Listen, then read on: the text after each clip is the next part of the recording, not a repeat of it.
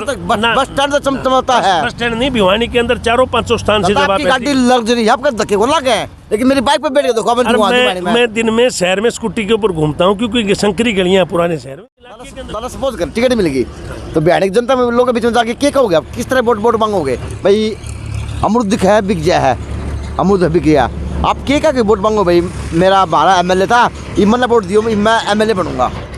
मुझे लगता है कि मुझे जाके कहने की जरूरत नहीं, मेरे से लोग अच्छे से परिचित हैं कि मैं क्या के वोट मांगू और मैं क्या कर सकता हूँ। लागे को नहीं कि लोग लत्ते बनाने तैयार बैठे हैं।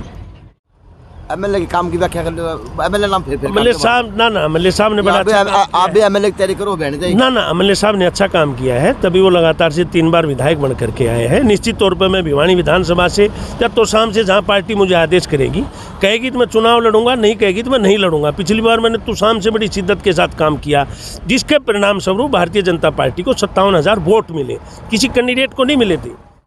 उबाला काम के दादा, उबाला काम क्या है? वो उबाला काम क्या है? नौकरी तो लोग युवाओं ने ना ऐसे पर भी तीसरी बार हम रिपीट करेंगे।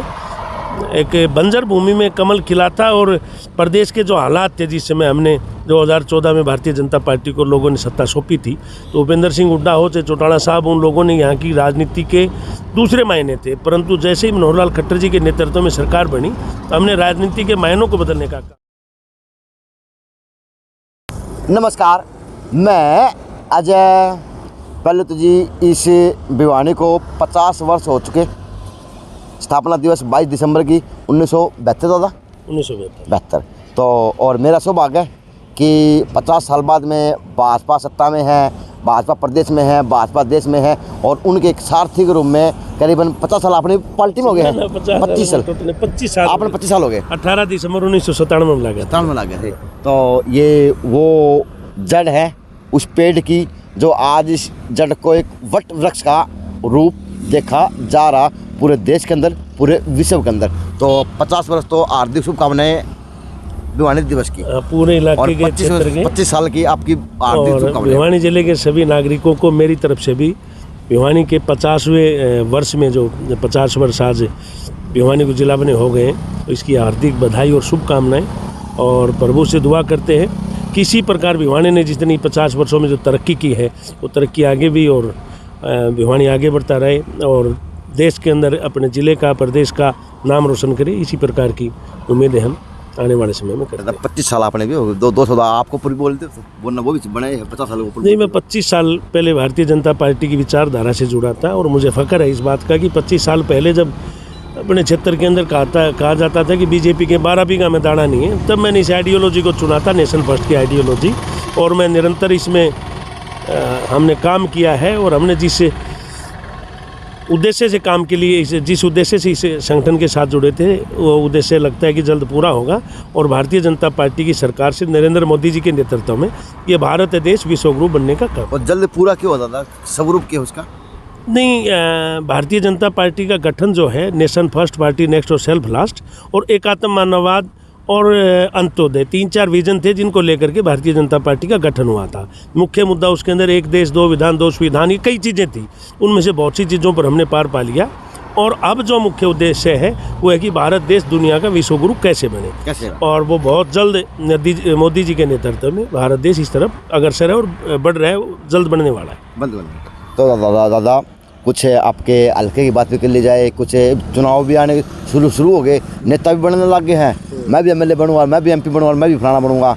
दादा 24 की तैयारी भाजपा में नीति है कि वो चुनाव को तो आ रहे हैं, मतलब जीत की तरफ चल रहा है। तो 24 नहीं, कोई भी पार्टी हो वो चाहती है कि मेरी लगातार निरंतर सरकार बने, परंतु भारतीय जनता पार्टी क्योंकि काम के बलबूते हमने काम किया है, जहाँ भी हमारी सरकारें हैं लगातार निरंतर से, गुजरात हो जहाँ भी हो, हम निरंतर काम करके और लोगों के बीच में रहते हैं। केंद्र की सरकार है तो भी, और हमने काम किया है। यहाँ पर भी तीसरी बार हम रिपीट करेंगे। एक बंजर भूमि में कमल खिला था और प्रदेश के जो हालात थे जिस समय हमने 2014 में भारतीय जनता पार्टी को लोगों ने सत्ता सौंपी थी, तो उपेंद्र सिंह हुड्डा हो चाहे चौटाला साहब, उन लोगों ने यहाँ की राजनीति के दूसरे मायने थे। परंतु जैसे ही मनोहर लाल खट्टर जी के नेतृत्व में सरकार बनी तो हमने राजनीति के मायनों को बदलने का काम किया है। और राजनीति का सही मायने क्या है लोगों को हमने बताया, लोगों को भी समझ आया है। और अब बहुत ज़्यादा काम राजनीतिक लोगों का बचा नहीं है। पहले क्या था कि लोगों को, राजनीतिक लोगों से बहुत ज़्यादा काम की उम्मीदें नहीं है। उसका कारण है कि पहले पर्ची और खर्ची से नौकरियां मिलती थी। सुबह सुबह लोग हाजिरी मारने शुरू हो जाते थे। अध्यापक जो है ड्यूटी पर बाद में जाते थे, पहले पॉलिटिशियन की कोठी पे जाते थे, बदली का डर रहता था। हमने बहुत सी बदलियों को जो है डिपार्टमेंट को ऑनलाइन कर दिया, तो कंप्यूटर के माध्यम से ही बदलियाँ हो जाती हैं। आऊँगा उस सवाल पे भी बनी ना, आऊँगा पहले तो थोड़ा हिमाचल के ऊपर ले लो, दिल्ली एमसीडी ले लो, और गुजरात के ऊपर जितना कोई बड़ी बात नहीं। हिमाचल आप हार गए, दिल्ली एमसीडी हार गए, और फिर आप 12-13 साल से आपके इधर एमएलए साहब हैं, दूसरी योजना से एमपी साहब हैं।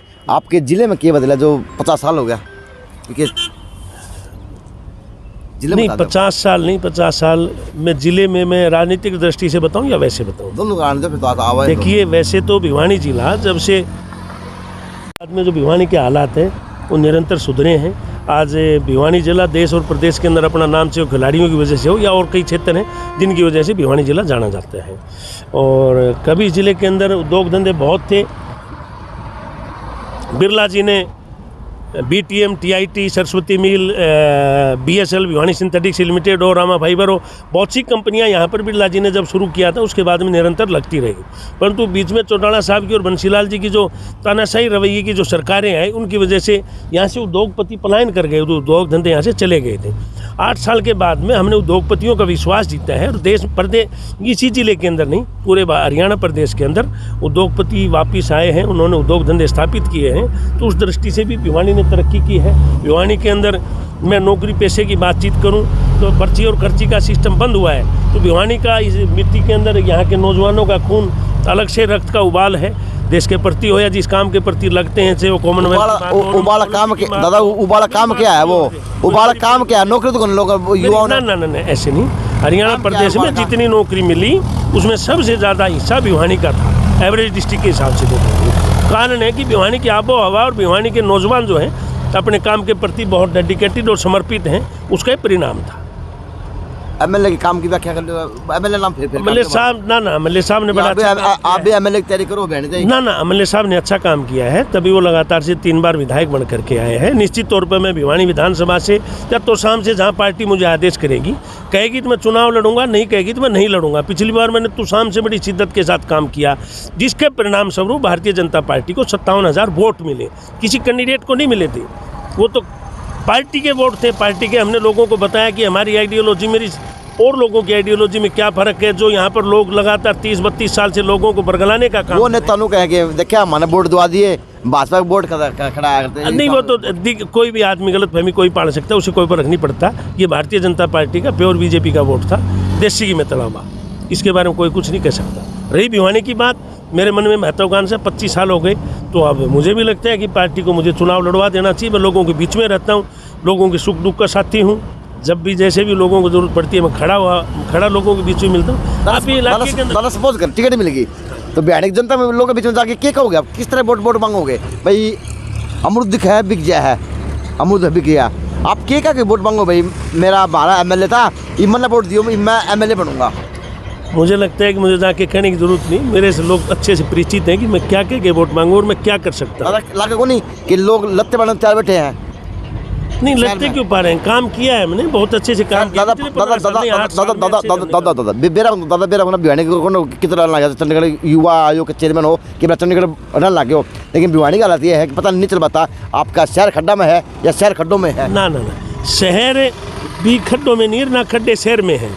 मैंने 1-2 बार, आपने पहले भी अपनी चर्चा हुई, ये पुरानी व्यवस्थाएं हैं जिनकी वजह से छोटी मोटी दिक्कतें। नहीं, हम बता दो, नई व्यवस्थाएं सारी हमने की हैं जिसकी वजह से भिवानी आज चमकता हुआ सर। ये देखिए आप एक बार, आप बेटा एक बार इसको घुमाना जरा। क्या कभी कल्पना कर सकते हैं ये रोड है, ये भिवानी के अंदर आप एंट्री करेंगे। काम को नहीं, नेशनल हाईवे 709 है दादा, ये तो नेशनल व्यवस्था है। किसकी है? वो बना है, ये भी बीजेपी की सरकार है, बीजेपी की सरकार की वजह से ये बना है।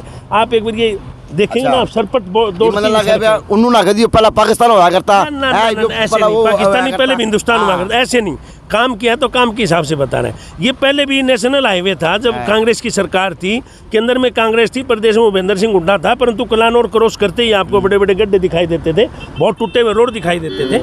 आज क्या दिखता आपको चमचमाती हुई सड़कें? दादा ये बस स्टैंड तक है चमचमाता। बस स्टैंड तक कैसे, आगे दूर तक है? हाँ दूर तक है, बहुत शानदार। बस स्टैंड तक चमचमाता है। बस स्टैंड नहीं, भिवानी के अंदर 400-500 स्थान से जब आपकी गाड़ी लग्जरी है, आपका धक्के को लग है, लेकिन मेरी बाइक पे बैठ के देखो। मैं दिन में शहर में स्कूटी के ऊपर घूमता हूँ, क्योंकि संकरी गलियाँ पुराने शहर में, मैं स्कूटी पे भी जाता हूँ। मेरे पास एक पुरानी आल्टो गाड़ी है, मैं आल्टो का भी यूज करता हूँ, क्योंकि पार्किंग की बड़ी दिक्कत है। पार्किंग बड़ी दो मिनट पार्किंग की बड़ी समस्या, तो मैं छोटी गाड़ी में घूमता, ऐसा नहीं मैं शहर में घूमता रहता हूँ। शहर बहुत शानदार है, अच्छे से बना है, और विधायक जी ने बड़े अच्छे काम किए। दादा अब किस प्रकार से ब्राह्मण समाज अपनी राजनीतिक हिस्सेदारी शहर के अंदर देख रहा है? क्योंकि आपकी अगर बात करूँ नगर परिषद चुनाव की चेयरपर्सन की, तो वो भी ब्राह्मण समाज के कैंडिडेट थे, वो भी कहीं ना कहीं जा चुकी सीट।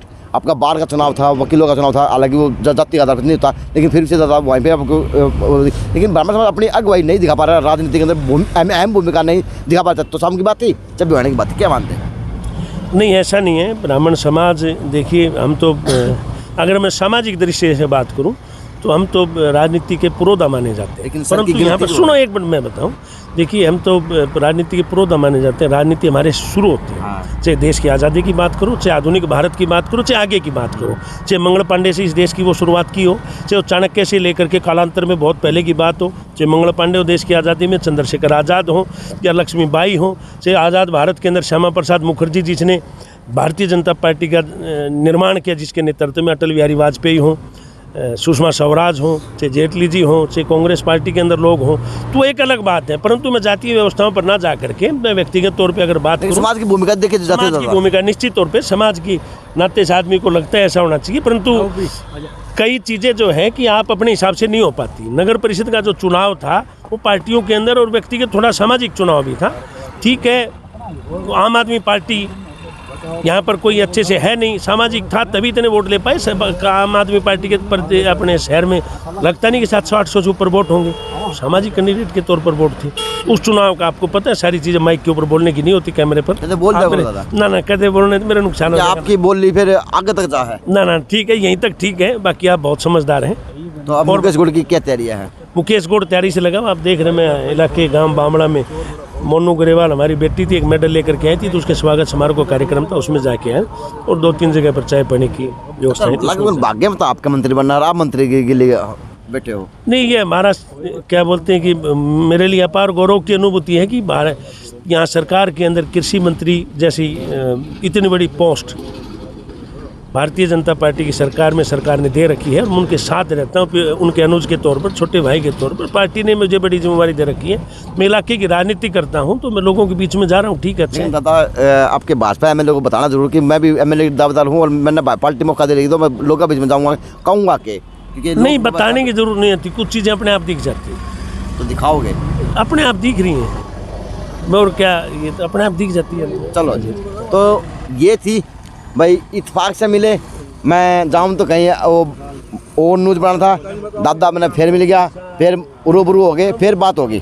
लेकिन यह है कि मन में है, चाहे तोशाम से मिलो चाहे भिवानी से मिलो, बस ये है कि कैंडिडेट की अहम भूमिका मुकेश गौड़ की अब की बार की विधानसभा में चुनाव के अंदर देखी जाएगी। JNC न्यूज़ से अजय नायक, पंकज सोनी की खास रिपोर्ट।